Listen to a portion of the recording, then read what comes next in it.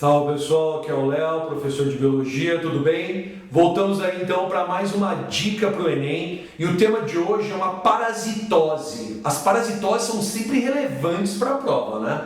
E normalmente o Enem gosta de cobrar a forma de transmissão da doença, os principais sintomas da doença e a profilaxia ou prevenção de uma doença que é parasitária.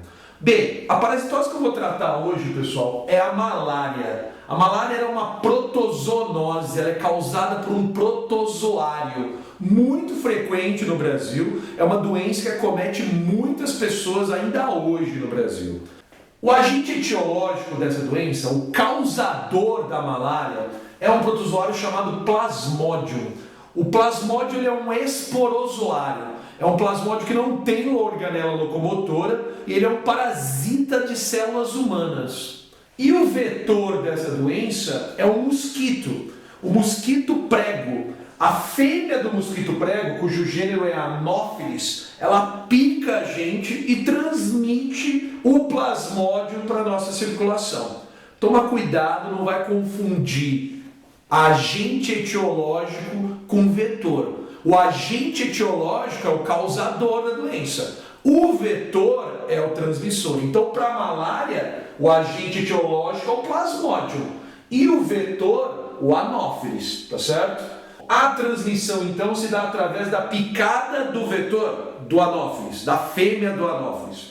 Mas também pode ocorrer transmissão por transfusão sanguínea. Bom, onde que o plasmódio age? Principalmente nas nossas hemácias. Mas além das hemácias, os hepatócitos, as células hepáticas, as células do nosso fígado. Como local de ação principal é as hemácias, olha só o que o plasmódio faz. Essa é uma hemácia, um glóbulo vermelho do nosso sangue. O plasmódio é um parasita, ele fica dentro dessa célula. Uma vez incorporado ao organismo, ele parasita a hemácia. Lá na hemácia, o plasmódio vai fazer um processo chamado esporulação.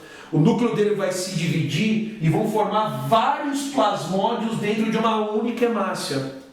A esporulação é um processo assexuado de reprodução. O plasmódio está fazendo cópias dele aqui nesse processo de esporulação. Agora, após a esporulação, a hemácia vai ficando tão carregada de plasmódios que ela não aguenta, ela estoura. E quando ela sofre lise, ela libera novos plasmódios que vão fazer a mesma coisa com novas hemácias. Pessoal, um dos sintomas dessa doença é óbvio que é a anemia. A pessoa que tem malária, ela perde hemácias, então ela vai ter anemia.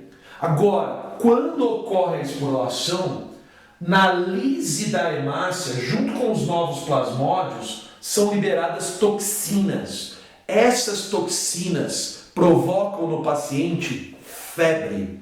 Como há um ciclo de reprodução, esses novos plasmódios precisam entrar em novas hemácias. A cada ciclo, com a liberação das toxinas, o paciente tem febre. Portanto, o sintoma mais clássico, o sintoma mais característico da malária é a febre intermitente. Febre intermitente é febre de tempos em tempos.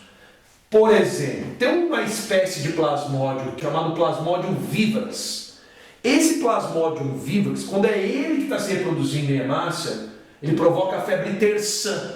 A pessoa tem febre num dia, 2 dias sem febre, no terceiro dia ela vai ter outro pico de febre. Essa febre terçã do vivax, ela é benigna.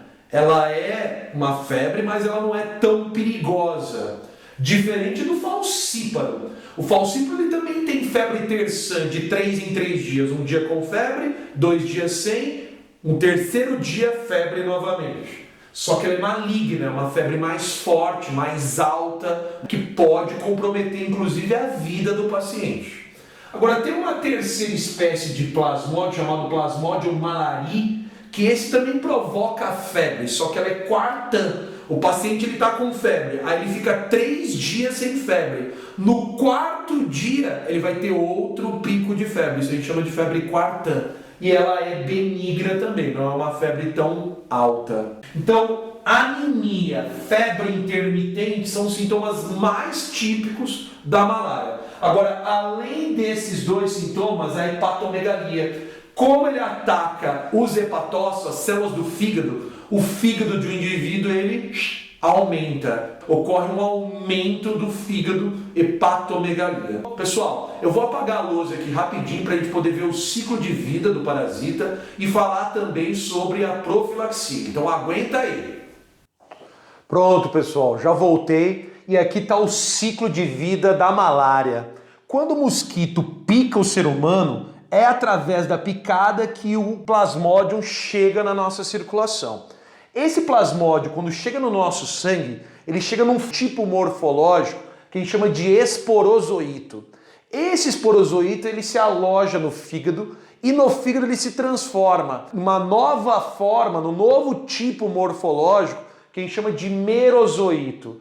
Efetivamente são os merozoitos liberados a partir do fígado que entram nas hemácias e esporulam. Através da esporulação dos merozoitos, hemácias são rompidas, elas sofrem lise e novos merozoitos são liberados. Esses novos merozoitos eles vão infectar novas hemácias, num ciclo que pode durar 3 dias, 4 dias, e isso provoca os picos de febre devido à liberação das toxinas. Acontece que, além dos merozoitos, quando ocorre a lise, também há a liberação de gametócitos. Esses ficam na circulação até um novo prego picar esse indivíduo que tem malária. Através da ingestão dos gametócitos no sangue de quem tem malária, lá no mosquito, especificamente no intestino do anófeles, acontece uma reprodução que é sexuada. Esses dois tipos morfológicos de plasmódio, que a gente chama de gametócitos, eles se fecundam. E a fecundação dos gametócitos gera esporozoitos. Esses esporozoitos ficam no mosquito, especialmente nas glândulas salivares, e quando o mosquito pica uma nova pessoa, inicia-se um ciclo novo, de reprodução do plasmódio. Pessoal, na malária, o ciclo de reprodução envolve 2 hospedeiros. Portanto, a gente tem um ciclo aqui que é heteroxeno ou heteroxênico. Como é no homem que o protozoário ele se reproduz de forma assexuada, o homem é considerado o hospedeiro intermediário dessa doença. E como a reprodução sexuada acontece no mosquito, então o mosquito ele é considerado o hospedeiro definitivo dessa doença. Pessoal, para fechar a malária, profilaxia. Como se evita essa doença? É óbvio, se essa doença tem vetor, a gente precisa combater o mosquito. Então o uso de DDT, telas nas janelas, filó, que é aquela redinha em cima da cama, isso evita o contato do ser humano com o mosquito. Existe uma forma interessante de combater o anófeles, que é usando peixes larvófagos. Como o mosquito ele tem larva aquática, o uso de peixes que comem essas larvas diminui a população de mosquitos, assim a gente evita a doença, tá bom? Pessoal, espero que você tenha aproveitado aí essa dica sobre malária. Não se esqueça de se inscrever aí no meu canal, no meu perfil do Instagram. Tem sempre lá uma lista de exercícios sobre o tema na descrição do vídeo. Então tenta fazer o exercício, compartilhe esse vídeo com mais pessoas. Um abraço, até a próxima, pessoal.